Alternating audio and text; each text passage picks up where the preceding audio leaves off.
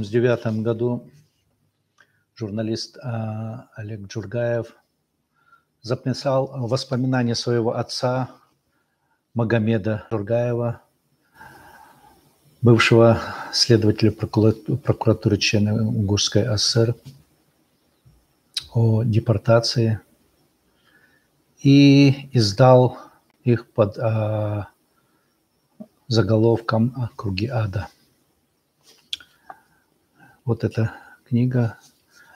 Тот, кто не читал ее, я советую, потому что многие не знают или мало знают о депортации, о чеченцах-ингушах, которые воевали. Действительно, факты, имевшие место быть в то время. Когда я купил эту брошюрку, я прочитал дома, потому что я очень много был наслышан от своих родителей, от отца и мамы о выселении, о предшествующем времени. Когда я принес эту брошюру, оказывается, мои родители знали Мухаммада Джургаева еще до выселения. И здесь мое внимание привлекла небольшая информация, которая описывает Магомед Джургаев не как очевидец, а со слов знакомого капитана НКВДшника русского. Я ее коротко вам зачитаю. «Встретил я здесь офицера из ваших, из чеченцев. Довелось с ним воевать. Оба мы получили ранения, лежали в одном госпитале. Его по излечении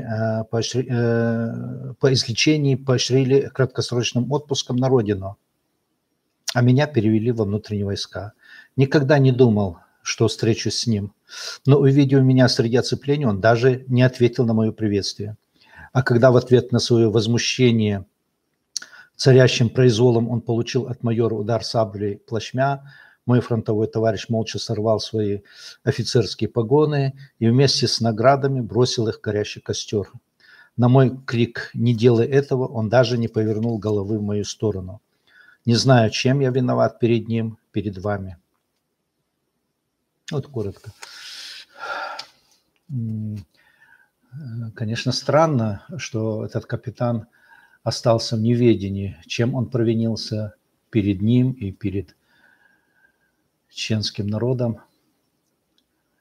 Но я хотел бы сказать об этом случае. Об этом случае мне рассказывали мои родители, мой отец, потому что он был очевидцем этого случая. И более того, этот старший лейтенант раненый, он был троюродным братом моего отца. Фамилию, кстати, этот капитан Джургаеву дал тоже неправильную. Это не Лукманов, а Жукаев. В селении Алхазурово это очень распространенная фамилия. Моя бабушка, она была урождена Жукаева. И в Алхазурово живет очень много по фамилии Дубаевы. Дубаевы сами тоже Жукаевы. Потому что сам Дуба, он был из фамилии Жукаев. В принципе, здесь в основном все описано верно, но есть некоторые детали. Во-первых, этот старший лейтенант Жукаев, он не на излечение приехал, а он был тяжело ранен. У него не было глаза, вместо одного глаза у него был вставлен стеклянный глаз. После долгого времени, проведенного в госпиталях, он приехал домой буквально где-то за месяц-полтора до выселения. Он был намного моложе моего отца, где-то лет на 10-12. В то время он был молодой парень. Наград у него было очень много. С первого дня он участвовал в войне и, вероятно, проявил себя. У него было много орденов. И ранения у него были нелегкие. Вот в это утро, как рассказывает отец, буквально за месяц-полтора до выселения мой отец перевез семью в Алхазурово, там жили родственники наши, вот, так как трое детей, мои старшие сестры и брат, вот, в селении меньше нуждали бы в продовольствии, там легче было с продуктами питания. Вот. Старшей сестре в то время было 6 лет, брату было 4 года, и младшей сестре было 2 года. То есть это маленькие дети. Вот. И в это время как раз привезли мою бабушку, мать отца, она болела. Вот. И в то утро ничего не предвещало как бы беды. Это был воскресный день, еще субботу. Очень много вот здесь собирались выйти на базар. Вот. Но рано утром отца разбудили, как отец вспоминал. Вот. Дело в том, что за неделю до выселения где-то в селении прибыли части, в основном это были НКВД. Вот. Ну, подозрений ни у кого-то не вызвало, потому что шел уже 44-й год. Вот. У многих в селе родственники были на фронте. Как раз приехал после ранения их односельчанин. Вот. И всех этих военных распределили по семьям. Например, на семью моего отца и матери приходилось 3 солдат и 1 офицер. Ну, офицер, по их описаниям, был молоденький, где-то 21-22 года. Вот. И, как говорили родители, по национальности он, скорее всего, был, говорит, или татарин, или башкир. Он с Урала откуда-то был. Очень хороший мальчишка, любил возиться с моим старшим братом, как ребенок, говорит, игрался с ним. Но в это утро отец говорит, что он проснулся от того, что его кто-то сильно тряс за плечо. Открыв глаза, он, говорит, я увидел растерянные глаза этого лейтенанта. И он говорил: Дауд, вставай. Сейчас всех мужчин собирает в клуб, срочная информация. Отец, говорит, я удивился, еще 6 часов нет утра, вот, и какое сообщение экстренное. Тот, говорит, сказал мне, я не могу об этом говорить, вот, это секрет, но нам только что зачитали приказ, вас выселяют. Отец, говорит, я сперва не поверил, но его испуганное лицо, и он повторял снова и снова, говорит, вас всех выселяют. Приказ Сталина. Вот. И отец под охраной одного из солдат, он говорит, я пошел к клубу, вот площадь, говорит, уже была заполнена, туда стягивались еще все мужчины, вот, и подростки. Вот. Утро было очень снежное, снег, говорит, было по колено. Отец, говорит, на подходе я еще видел, говорит, много саней, в которых сидели военные. Вот. И когда все мужчины были собраны, вот, в этих санях они откидывали, говорит, брезенты, войлоки, и там, говорит, были станковые пулеметы. То есть вся площадь была окружена. Вот. И посмотрев по сторонам, говорит, было видно, что на ближайших постройках, на крышах домов тоже были установлены пулеметы. Вот. И вот здесь, говорит, старший по званию офицер НКВД, вот, который буквально вчера с улыбкой разговаривал с местными жителями, принимал угощения от них. Вот. Дело в том, что всю эту почти неделю этих солдат кормили местные чеченцы. Они резали скот, готовили для них продовольствие, принимали как солдат, которые с фронта на отдых их привели. Вот. И он, говорит, забрался, говорит, там на поставленный что-то, ящик или что-то еще, вот, и заявил, что вы все бандиты, враги народа, вас надо было уничтожить, но приказ Сталина вас выселяет в Сибирь навечно. Если кто-нибудь сдвинется с места, он будет расстрелян. Будем стрелять с удовольствием, без предупреждения. Вот. И вот этот родственник отца, он, говорит, стоял недалеко от меня. Он еще был в шинели, потому что гражданской одежды у него еще не было, он только недавно приехал, вот, в шинели. Вот. И этот военный майор, он увидел, что погоны И он, говорит, вдруг заорал, говорит, почему этот бандит, на нем погоны советского офицера, немедленно снять. Вот. И Жукаев, он заявил, я эти погоны заслужил на фронте, воюя с врагом нашей Родины, вот, а не воюя с женщинами и детьми и безоружными людьми. Вот. И этот майор подскочил к нему, а в руках у него была сабля в ножнах, очень старинная сабля. Дело в том, что, как рассказывал отец, все эти офицеры НКВД, они как елки, увешанные игрушками, были обвешаны серебряными кинжалами. В каждом доме, везде они мародерничали. Они забирали вот эти кинжалы, серебряные пояса, серебряную конскую сбрую. Вот. И вот майор, у него, значит, он нашел и кинжалы, и в руках у него была эта старинная сабля. Он ей ударил Жукаева. Вот. Несколько солдат подскочили к нему, сорвали погоны. Вот. И тогда Жукаев расстегнул свою шинель, он схватил свои награды, он сам их сорвал, он вместе, говорит, с тканью гимнастерки, он вырвал эти награды и бросил в костер. Его, говорит, всего трясло, он был бледный. Вот действительно, человек, молодой мальчишка, попал на фронт, воевал с уверенностью, что он делает что-то полезное для своей страны. Вот. И вот в это его опустили на землю, в действительности. Вот. И он так в себя и не пришел. Это было для него страшным потрясением, как рассказывал отец.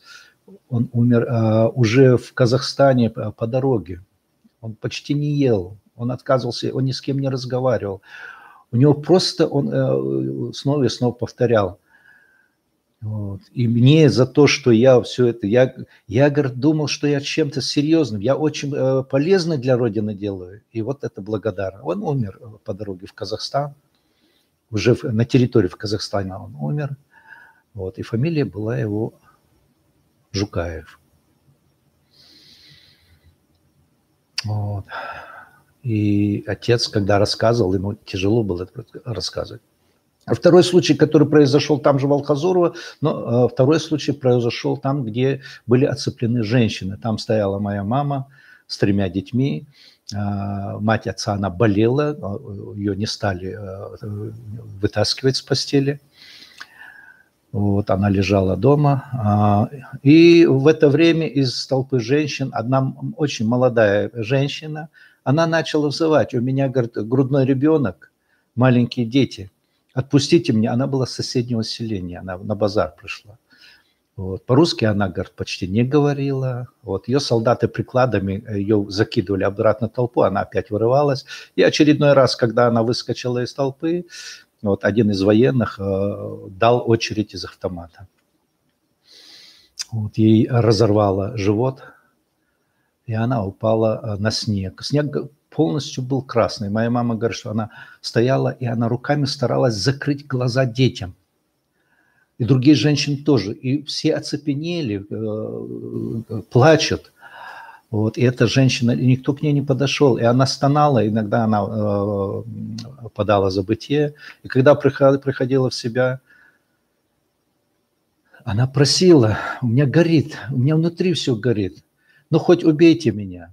Ну, в течение нескольких часов к ней так и никто не подошел. Ее падающий снег, он ее запорошил, вот, и она умерла. Вот эти детали, что рассказали Жургаеву, ну да, она старалась поправить свое платье, вот, старалась эти свои кишки руками прижимала к животу, закрыть. Вот. И ее родственники и ее муж, родственники мужа, они узнали об этом уже в Казахстане, потому что их выслали уже другим эшелоном. Вот. Вот эти 2 случая, которые произошли в Алхазурово. Ну, они характеризуют эту ситуацию, что происходило с людьми, что происходило с нами. Это, в принципе, было почти в каждом чеченско-ингушском селении. хотя многие сейчас забыли, а многие об этом и не знают. Вот. И вот мне интересно, когда некоторые чеченцы, ингуши, они заявляют, что вот нас связывает кровное братство, что в Советском Союзе было равенство, мы были это... Они об этом не помнят. Кровное братство, естественно, было. Это кровное братство было очень сильным, потому что на протяжении нескольких сотен лет вот этот террор, убийство продолжалось. И всегда обвинялись бандиты, головорезы, разбойники, чеченцы, ингуши, ну, как и другие кавказцы. Я немного сделаю отступление. Например, чеченцы резали головы русским, вот чеченцы это сделали. Дело в том, что я обращаюсь и к чеченцам, и ингушам, и к самим русским. Особенно те, кто живут, например, в Москве, Ленинграде. Там есть очень крупные библиотеки. Пойдите в эту библиотеку, поднимите воспоминания русских офицеров, которые воевали на Кавказе, в частности, против чеченцев. Русских солдат, которые воевали на Кавказе. Возьмите воспоминания, а не произведения лириков, которые писали через 10-20 лет политические вот эти опусы. Там нигде не говорится, что чеченцы резали голову. Офицер Властов, вы извините, я сделал небольшое отступление. Офицер Властов воевал на Кавказе. Он очень с неприязнью относится к чеченцам, с ненавистью относится к чеченцам. Называет их разбойниками, бандитами. И тут же он забывает об этом, он пишет, чеченцы не прониклись фанатизмом вполне. При природной своей сметливости чеченец не склонен к войне. Чеченец более склонен к мирному труду. Он хлебопашец. Он стоит на голову выше, чем российский крестьянин. У него лучше обработана земля. Он получает больше урожаев. У него лучше скот. Чеченцы никогда не издеваются над пленными и ранеными. Чеченцы никогда не измываются над трупами. Это пишет русский офицер и пишет другие. И тут же эти офицеры и солдаты, которые воевали, они пишут, что почти во всех русских частях были летучие отряды. В одном из них, кстати, был, вот некоторые чеченцы любят цитировать, великий русский поэт Лермонтов. Лермонтов был одной из такой разбойничьей банде. Они вели партизанскую войну, они делали засады, убивали чеченцев и отрезали головы. Потому что деньги платили, если ты доставишь факт. То есть отрезание голов – это было характерно, это не случайности, не единовременные какие-то случаи. Это были целенаправленные, последовательные действия на очень высоком уровне. Кстати, этих же воспоминаниях они пишут, например, во время боя есть описание, как грузинский отряд. Вот. В этом бою погибли несколько чеченцев. Когда грузинский отряд вернулся, сказали, что они уничтожили столько-то чеченцев. Вот им говорят голову. И говорят, у нас не принято по обычаю голову отрезать. Им говорят, тогда деньги не получите. Вот она была система. Или возьмите воспоминания казака станицы Слепцовской. Он описывает, что когда они где-то в Гудермесский район, он пишет, в Качкалыковском хребте, они окружили чеченский аул, уничтожили. И вот он описывает, что стояли солдаты, навалив огромную голову чеченских голов. То есть они у убитых у всех отрезали головы. Они продали тела убитых, а головы продавали отдельно. Этот казак, он пишет, это воспоминания уже в старости, уже 1870-е годы, он рассказывает приезжим из Санкт-Петербурга. Они продавали голову как арбузы и смеялись. А у чеченов не принято хоронить без голов. И вот их женщины искали среди этих голов голову своих родственников. Но ни один из них не вспоминает, что чеченцы в бою убили там русского солдата, ему отрезали голову. Вот. Это я сделал отступление вот, об этом случае.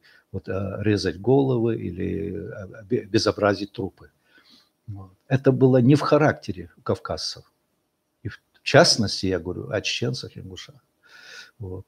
И еще один случай я хотел бы привести. В 1984 году, по-моему, в 1985 году в музей пришла женщина. Она принесла фронтовые письма и некоторые документы. Вот. Оказалось, это была сестра Махмуда Амаева. Махмуд Амаев был снайпером с первых дней войны. О нем писал бывший секретарь обкома партии Чечено-Ингушского в 1941-1942 году, вот, Филькин. Это архивные документы. Махмуд Амаев в 1941 году, уже в сентябре-октябре, о нем уже знали на фронте, о нем писали большие статьи. И он пишет, что личный счет снайпера Махмуда Амаева висел в Кремлевском дворце. Тульские оружейники сделали ему именную снайперскую винтовку, и они сделали для него кинжал, на лезвие которого было написано: «Солнце врагу не погасить, нас не победить». То есть он в то время очень известный снайпер. До конца 1941 года, к январю 1942 года, у него было уничтожено 179 вражеских солдат-офицеров. Это для того времени большое число. Вот. Я смотрел некоторые материалы, там описывают 3 снайпера. В общей сложности уничтожили 180 вражеских солдат-офицеров. Все 3 были представлены к званию Героя Советского Союза и получили. Но они не были ни чеченцами, ни ингушами, конечно. И вот эта женщина принесла, в изданиях обычно пишут: Махмуд Амаев, снайпер, уничтоживший 179 фашистских солдат-офицеров.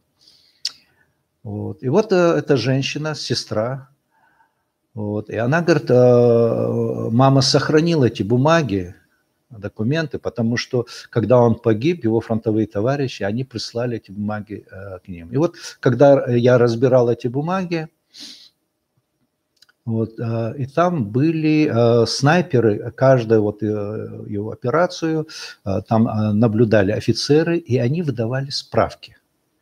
Вот. Так вот, некоторые справки в Казахстане не потеряли. Вот сохранившихся справок было порядка на 225-230 убитых вражеских солдат и офицеров. И погиб Махмуд Амаев где-то в начале 1942 года. Сейчас я точно не помню, но где-то февраль месяц. Вот. Сам он родом был, как я узнал от его сестры, она рассказывала, из селения Хима. Это на реке Шар-Аргун. Вот.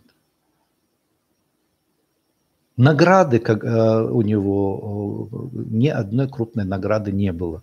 Вот. Но представляли или нет, об этих сведениях у меня нет. Потому что, как я говорил, на обращение архив они ответы не давали в то время. Вот. И здесь хотелось бы вспомнить об отношениях к этим фронтовикам. Я вот перед этим, по-моему, говорил о Мавладе Висаитове, который первый встретился с американцами на Эльбе, о котором ни в одном центральном издании нигде не писали. У нас в республике его не приглашали ни на радио, ни на телевидении. Единственно, один раз, когда пригласили Мавлада Висаитова, Саку Висаитова, по-моему, был Алихан Мальсагов и еще кто-то. Это было в 1975 году, 30-летие Победы. Ни до этого, ни после этого, ни обоих Висаитовых, ни Мальсагова, ни других фронтовиков не приглашали. И когда на телевидении я удивился, я 5-6 лет там работал, до 1978 года, почему известно, есть живые еще чеченцы-ингуши, почему их не приглашают. Вот. Один из журналистов чеченец, он сказал, это устная установка. В то время секретарем партийной организации был Саламов на телевидении. Вот Саламов это контролирует. Установка есть приглашать только несколько человек. Новых людей не приглашать. Вот. И фамилии называть тоже брали...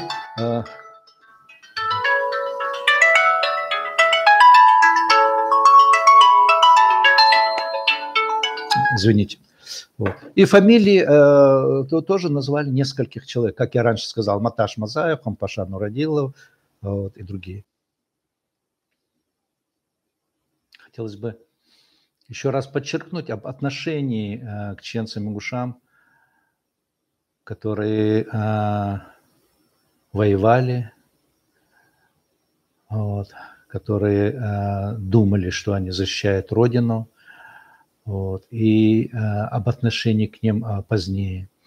Вот ранее я рассказывал про генерал-лейтенанта Брикеля, который после восстановления республики, он постоянно писал и в ЦК, КПСС, вот, и в Политбюро, и во все органы, и в Чернигурский обком партии. Он обращался в Министерство обороны, чтобы Мавладу Висаитову восстановили звание Героя Советского Союза. Вот.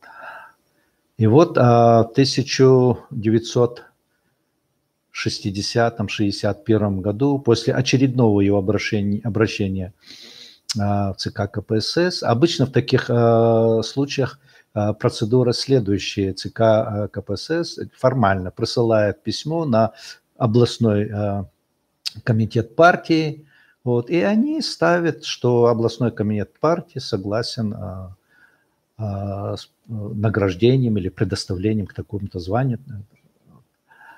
Или он пишет, что областной комитет партии не поддерживает эту идею.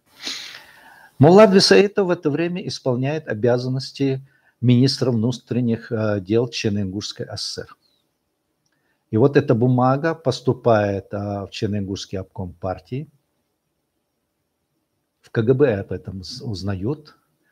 И Мавладу Висаитову неожиданно меняют водителя, ставят совершенно другого человека. Очень, как описывали, кстати, мне сами русские рассказывали об этом случае, более старшего возраста, вот, очень крупного парня.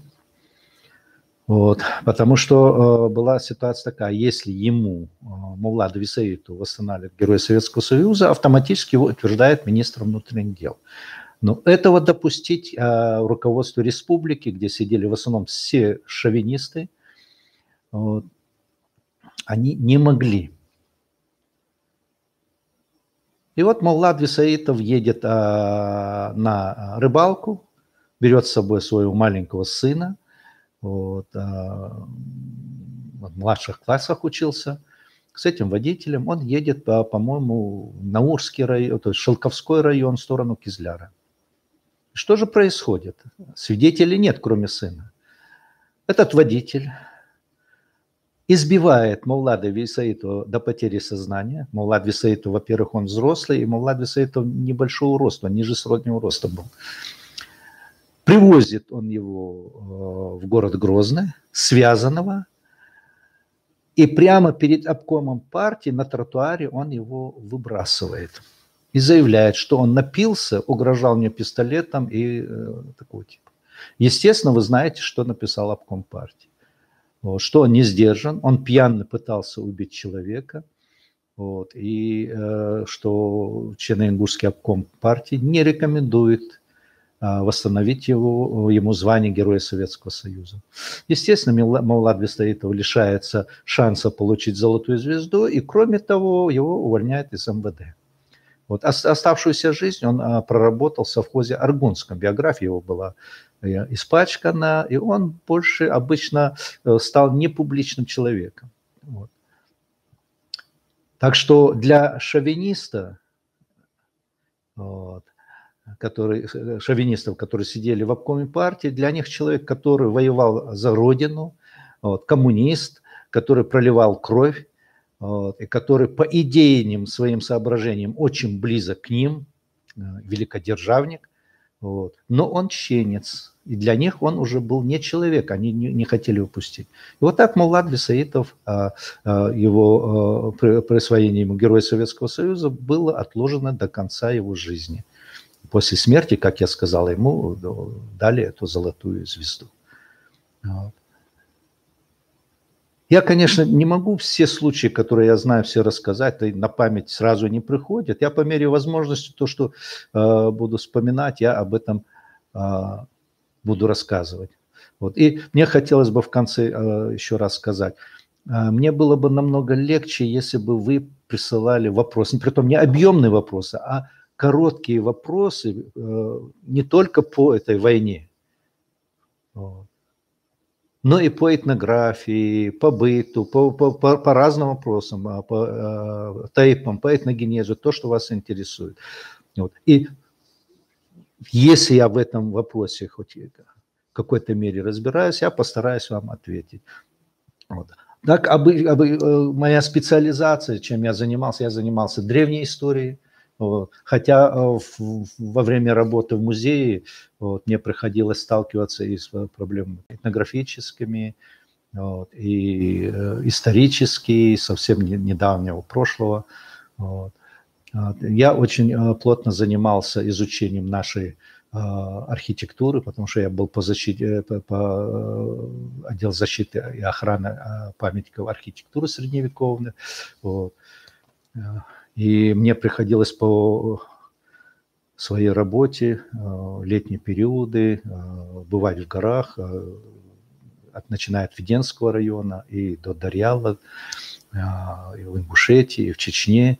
И несколько раз бывать и в Хевсурете, смотреть эти башни, архитектурные памятники. Вот. И по этим вопросам я тоже могу по мере возможности сказать, но здесь у меня было несколько, я хочу вам показать книги небольшие. Но вот эта книга, она была издана моими французскими друзьями в 2005 году. Вот. Дело в том, что я с конца 80-х годов начал работу готовить по нашим архитектурным памятникам, то есть картографирование, систематизация их. Вот. Интересные работы, конечно, в свое время были исследования у московского ученого Марковина, вот, и у других. Вот. Но я хотел дополнить своими материалами. Вот. И вот когда французский товарищ попросили, я просто черновики им писал, вот, и они просто решили издать некоторые петроглифы. Я здесь систематизировал в 1988-1989 году. Я хотел сделать в Краеведческом музее выставку петроглифов, то есть изображений на камнях, натуральную величину. Вот. И я почти их нарисовал более 100 петроглифов. Вот, например, вот видите, вот на обложке вот, этих петроглифов в масштабе. Вот. Ну, после этого, значит, последующих событий мне не дали их полностью всю работу закончить. После первой войны часть из них погибла, я их восстанавливал. Но это не основная, это была какая-то часть этой работы, задуманной мной. Вот. Ну, мои знакомые из Франции, они решили просто это как рекламное издать, чтобы мне помочь подготовить книгу. Вот. Но здесь очень много перепутали даты. Вот кстати, эту книгу напечатала Исита Джабраилова, и она мне сказала, там одна девочка, она полностью все мне искали, ошибок много, она или специально, или не знаю, она там даты переставляла, все. Вот. А основная моя работа еще со студенческих времен была вот эта книга, это «Аланская проблема». Вот. Некоторые по-разному это восприняли, эту книгу. В этой книге я попытался проанализировать все, что, начиная с 19 века, было написано об Аланах, и письменные источники, и языковые материалы, и археологические материалы, все их вместе систематизировать. Вот. и постараться предложить свое понимание этой проблемы, особенно о территории Чечни и Ингушетии. Естественно, в этой книге нет даже намека на то, что я считаю, что аланы – это только вайнахские племена, или вайнахи – это конкретно какой-то народ.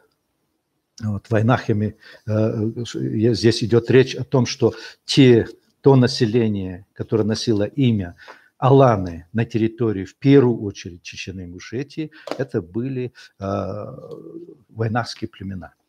Вот. И к этой книге были приложены вот эти материалы. Это все материалы раскопок, которые проводились на территории нашей республики и московскими, и местными археологами. Вот. Я провести большие работы, большой объем по этим раскопкам я и не успел, потому что по разным обстоятельствам, когда мне пришлось уйти заведующего отдела в 1983 году, вот. И с этого времени до 1988 года, 1989 года мне не давали возможности ездить в экспедиции археологические и вообще заниматься вот этой научной работой. И диссертацию, которую я должен был защитить в 1985 году, ее, конечно, тоже поломали.